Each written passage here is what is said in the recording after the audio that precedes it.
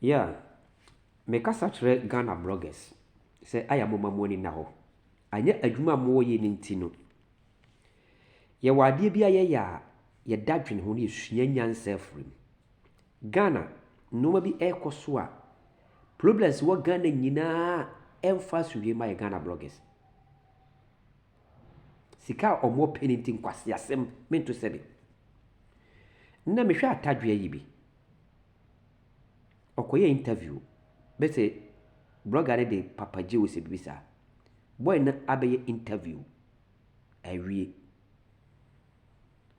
Wo kɔ bisa ne ahensɛm. Ɔyɛ musician, ɔyɛ comedy. Ɔmfa ahensɛm ho. Wɔyɛ no, I used to well intelligent ways di ama wo.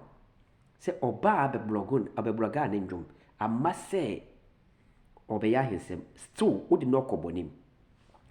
Ɔyɛ BA ni, isi ɔte Kumasi na ɔyɛ ne business. Nti ɔkɔkasa tia BA a ɔwɔ problem. Ɔkasa tia Asante a ɔwɔ problem. Wopɛ sɛ na no aduane bɔ no anaasɛ sɛn. Mesoro ayɛ mu nso yɛ nyansa wate. Ghana. Anyɛ deɛ yɛbɛdi no. Momfa kɔm ɛnhye ho aputuo. Nipa no ɔyɛ business ne ɔyɛ. Nti sɛ politics kura no anyɛ sɛ ɔwuram bi. Na ahensɛm ɔfiri bi yɛ na abɛtena Kumasi. Asɛm a wɔbisa no pɛ sɛ wode ne to program mu. Wɔyɛ nipa no sɛ ɔmpɛ. Na ogu so ayɛ mu nso yɛ nyansa paa. Ghana.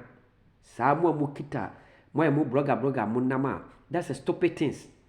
Mo fa asɛm bi a mo de kɔ out. Asɛm anya asɛm nyinaa ne ka bi a blogger de ba abɔntere. Ɔnam fame or painting no na apagya abɛto abɔntere. Deɛ nyansa ne ɛkɔ so wɔ Ghana. Wofuro ho sɛ woyɛ graduate. Wo blogger yi, wobɛtumi akɔgyina baabi sɛ bi yɛ illiterate person. Wo woyɛ graduate, nti ma wɔyɛ blogger business. Ba de anko school danim, ansi class y, me gyina hɔ sɛ ɔwɔ nyansa ase no. Atadwe na ne bɛtena wɔ no. Bi a anyɛ bibi a ne nyansa deretin no, ɔboro 100% ɛwɔ wabrabom. Because asɛm a boy ne yusu yɛ no. Woyɛ nyansadeɛ no kɛsɛ. Anyɛ sɛ wobisa ne saa question ne koraa. Ɔyɛ ndwom no ɔyɛ ho adwuma. Nti sɛ ɔka sɛ ɔwɔ aba asantefoɔ hɔ a, bunafoɔ ba mfa ne ndwom no a, asantefoɔ nko bɛtumi atɔ ndwom no. Na abɛnya followers afiri asantefoɔ. Na ɔka sɛ ɔfiri BA so a, BA foɔ nko bɛtumi follow ne ndwom no.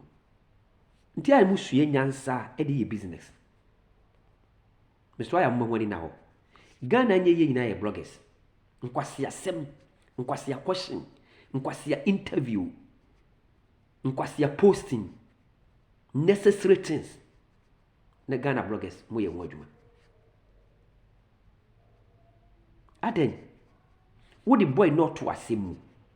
Wode no all to amanem. What put no to problem? What is this? I am nso yɛ nyansa wate. Na noma de ɛkɔ so Ghana ne ɛmmoa. Twesi sa hemfo paa mienu bra bebu.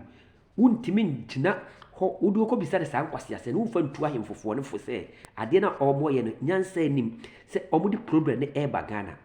Ɔmo de ntam teteyɛ ɛba mane no. Wontu ɔmo de ɛfo wo sana kana tum. Sa adeɛ we bae no na munya nyansa sɛ nka kyerɛ ahemfo mienu ya nka ɛde asomdwe ba. Nea mo keka kɔ no obedu abi na akɔyɛ problem kɛseɛ. Mmerɛ BBC Ghana ɔne Lagos. Biti Lagos bebre wuye bi wo body atale ba ko no ba. The same thing na ɛkɔ so.